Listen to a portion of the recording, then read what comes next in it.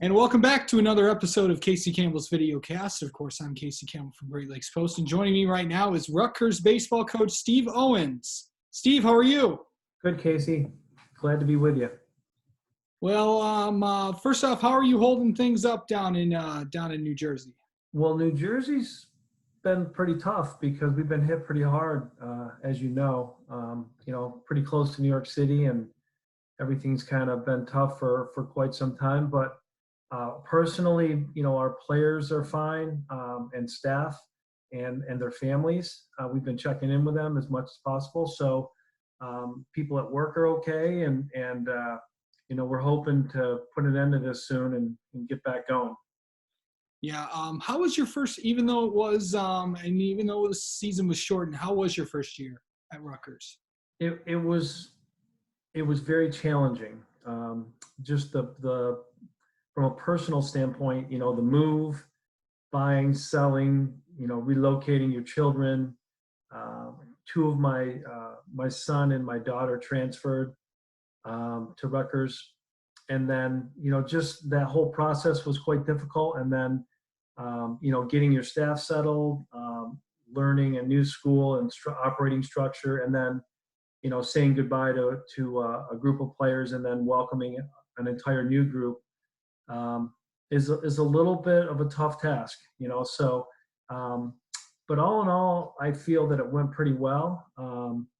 Quite excited to be here, and I feel like we made some progress this year in a lot of ways with our program. Yeah. There's a lot of schools that are going to be welcoming their senior class back because of the pandemic, because they didn't get to finish out their season. How many seniors have told you that they will be coming back next year? I think we had 9. We have 4 coming back. Okay.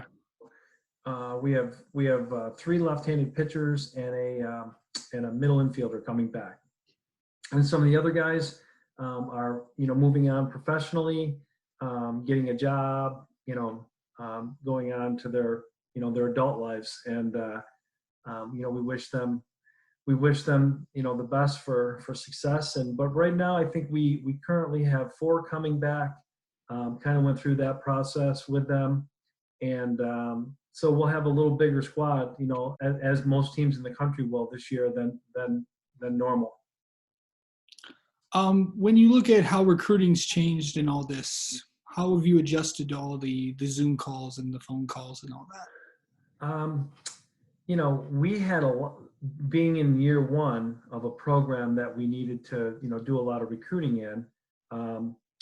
It was a little disappointing. Obviously the season was very disappointing, but then not being able to go out and recruit at this particular juncture is kind of a tough nut for us, because we just had a lot of evaluations to make in a different part of the country than we've been operating.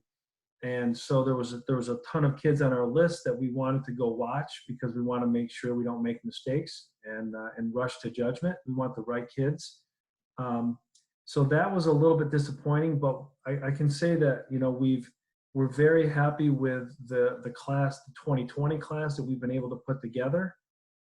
It's got a combination, of high school players and 2-year players, 4-year transfers, as well as grad transfers. So it's a very diverse class, but I think it meets our needs, and we're excited about what we've been able to put together. And then, going forward with the next year, 21, 22, 23, we have players committed in each of those classes. Obviously, we can't talk about those guys individually, but we've done well. We've started to get some frontline players, and we've got a lot more work to do, but we have a good start on that. And we've used this downtime to get on the phone and really try to establish personal contacts with travel coaches, as well as high school coaches in our region, and get some names and do some homework where we can't go out and watch kids, so we spend a lot of time on the phone.